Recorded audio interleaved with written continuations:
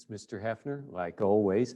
And today we're just going to do a really quick introduction to a very short speech, quick introduction, short speech by Chief Joseph. Now, Chief Joseph was a chief of the Nez Perce, and what we're going to be reading today is his surrender speech. So during the Indian Wars, as the United States government tried to move the Nez Perce off of their land onto other land, Chief Joseph and his people tried to escape. They had simply heard that there might be refuge in Canada, and if they could make it to Canada, they would try to get out of the United States and go there. The United States Army pursued them almost relentlessly, chasing them down until they made it to within 40 miles of the Canadian border. There was a final battle at Bear Paw, and Chief Joseph surrendered. So we're going to be reading the surrender speech. But what we're going to start today is just the beginning, because we're going to take a look. We don't get enough Native American literature. And so we're going to take a look at a series of speeches given by American Indians over various time periods. They're not all about surrender. And we'll be working in collaborative groups to take a look at those, find out who gave the speeches, what they were about, the context they were in, and to look at some of the style that's there. So let's get started with Chief Joseph. Now, to be fair, this speech doesn't really have a title. It was recorded at the time of the surrender by the people who were there. And it's actually named for one of the most powerful lines in the very short speech. We call it, "I will fight no more forever." I don't want to say too much about that title until you hear it in the speech. I think it gives too much away. Our lesson essential question for today is going to be, how does Chief Joseph's speech show his view of the relationship between words and actions? And that's going to be important. You know, if you know anything about the United States and its relationship with Native people in the early days, you probably know that the United States broke every single treaty that it signed with the Native American people, regardless of the nation, regardless of the tribe. And so we're going to look at how this speech shows words and actions aren't necessarily the same thing. There's a picture of Chief Joseph. This picture was taken probably after the surrender, possibly before, but he became a pretty well-known figure because of the speech and because of what happened. You notice the dates too, 1840, so we're going back to a time period before our unit on literature, the Civil War, all the way into 1904. So he lives into the 21st century. He lives into a period of time where we have automobiles and telephones and things like that. Now, I'm not even going to try to pronounce his name as it would be pronounced in the Nez Perce language, but it translates to thunder traveling over the mountains.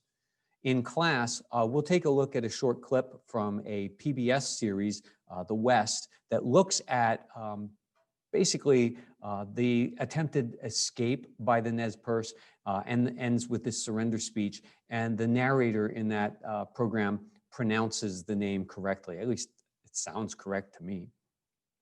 Chief Joseph was born in the Wallowa Valley. I always have trouble saying that as well, in Oregon. This was his people's land, and they wanted to keep this land. The government tried to buy it from them. They refused to sell the land. And ultimately, then the government just decided, well, then we'll have to remove you by force. And that's when Chief Joseph and his people decided to move on and try to escape to Canada. His father was a Christian. He was raised a Christian. He actually attended a missionary-run school. So he had a lot of Western understanding of Western culture, I should say. And he generally had a really good relationship with the neighboring settlers until the attempt of the U.S. government to move them off their land. At one point, when Chief Joseph and his people moved into the area that is now Yellowstone National Park, there were some tourists there. Some tourists were captured. Some were killed. And of course, that's going to make things far worse. It's hard to negotiate a peaceful end to something after innocents were caught sort of in the mix. Now, the overall journey, I'll show you a map in a second. The overall journey was over 1,000 miles on foot and horseback, taking your camp and all of your supplies with you. It was an absolutely brilliant attempt to evade the United States Army and at times to beat the United States Army in skirmishes. And as I think I said at the beginning, ultimately Chief Joseph's people, the Nez Perce, make it to within just 40 miles of the Canadian border. So after a journey of over 1,000, they were only 40 miles away when ultimately they could fight no more. And there it is, surrendered 40 miles from the border. Ultimately, after the surrender, they were moved to reservations and split up in Idaho, Oklahoma, and Washington State. That's not Washington, D.C. Again, this is the surrender speech. Here you have, I will not attempt to pronounce it, but that's a phonetic spelling of his name, which means thunder moving over the mountains. And he is the chief of the Nez Perce. And here's how we spell it today. That was a name given to them. They often pierce the septum of the nose with a piece of bone or something like that. And it literally comes from the French and means pierced nose. They're going to be chased by General Nelson Miles. And Miles was a little bit torn in the way he dealt with Chief Joseph. From the things that I've read, I think he would have liked to be able to deal with him a little more generously, but the United States government, people were looking for kind of revenge for civilians that had been killed. And Miles answered to Oliver Otis Howard, and Howard was a famous Civil War general. He was at Gettysburg. He was from Maine. And Howard was an abolitionist who fought for the equal rights of freed blacks, and actually is the guy that Howard University in Washington, D.C. is named for. He was instrumental in getting that started. And I think once again, Howard would have liked to be able to find a more peaceful resolution here. Things just did not work out well for anyone. There's a later picture of Chief Joseph, again, posing for photographers, for newspapers and books and things like that. Our literary tools that we're going to do today, the first one you know for a long time, it's oral tradition or folk tradition. Sometimes we use oral tradition is anything that's a piece of literature that's passed down word of mouth, generation to generation. It's not written down. And I would not say that the speech here today is oral tradition, even though your book is teaching this term with it, because it wasn't something that was passed down generation by word of mouth. The speech was given on the spot. It was an extemporaneous speech. It was not written down ahead of time. It was recorded by those who were there, and then it was published. So oral tradition and speeches are not necessarily the same thing. And I think your book probably shouldn't have introduced this term at this time. The other one's going to be speech. And I know you've done speeches in every literature unit this year and probably in 10th grade. And I know many of you did in 9th grade again. What we want to keep in mind is that speeches are composed differently than an essay, for example. In an essay, complex ideas can be presented one time with complicated sentences. In a speech, things have to be presented in such a way that they're very simple. You cannot stop to think about a speech because the speech goes on without you and you get lost. So speeches must emphasize, they must use clear examples, and obviously they must be simple enough in the language that the language itself isn't obfuscating the meaning of the speech. And Chief Joseph's speech, as far as the words and the sentence structures go, are going to be extremely simple, but that does not mean it's not a powerful speech. The question, the Reader's Journal question that your textbook puts out here is, how would you feel if you were forced to give up your home? And that's an important question. And you don't just have to be Native American to have been asked to leave your land. There are plenty of people in the history of this country who had property and now a highway is going to come through or something like that, and the government takes it by something called the power of eminent domain. And sometimes people have fought to keep the land that maybe was in their family for generations. Quick little note here. Here's another picture of Chief Joseph, and you notice that he's wearing a full feather headdress and things like that. This was clearly posed. This was not this was not the way that a Nez Perce would dress. This is Plains Indian stuff. This is like the way the Sioux would dress. But some photographer evidently asked Chief Joseph to put this on, to pose this way, because it was what an audience wanted. So you have to be careful sometimes that just because you see something in a photograph, it doesn't necessarily mean it's authentic.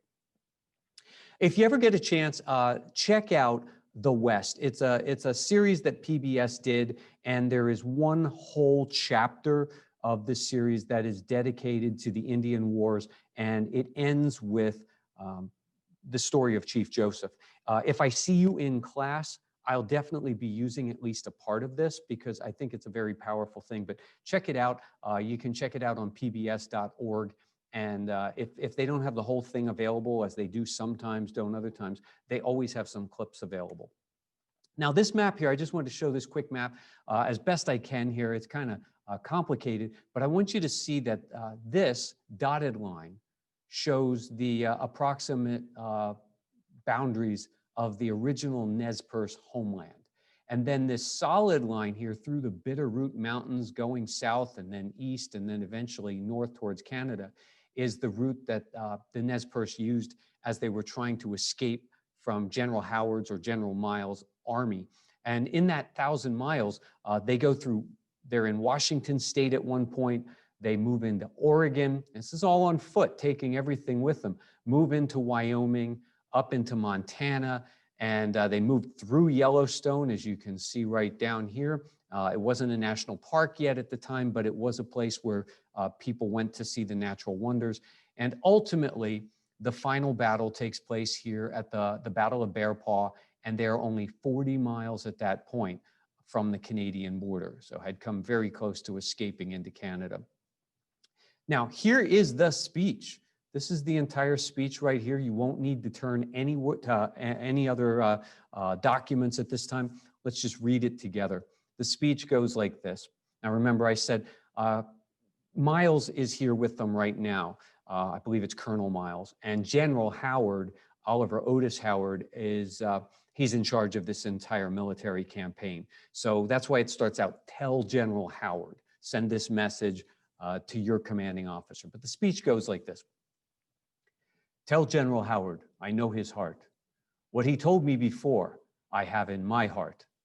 I am tired of fighting. Our chiefs are killed.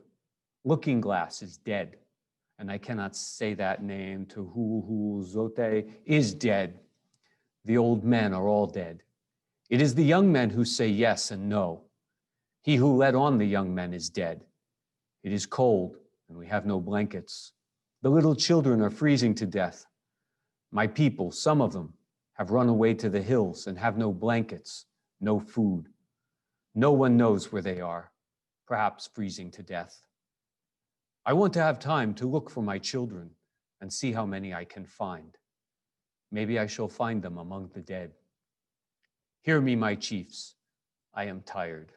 My heart is sick and sad. From where the sun stands now, I will fight no more forever. Hear me, my chiefs. I am tired. My heart is sick and sad.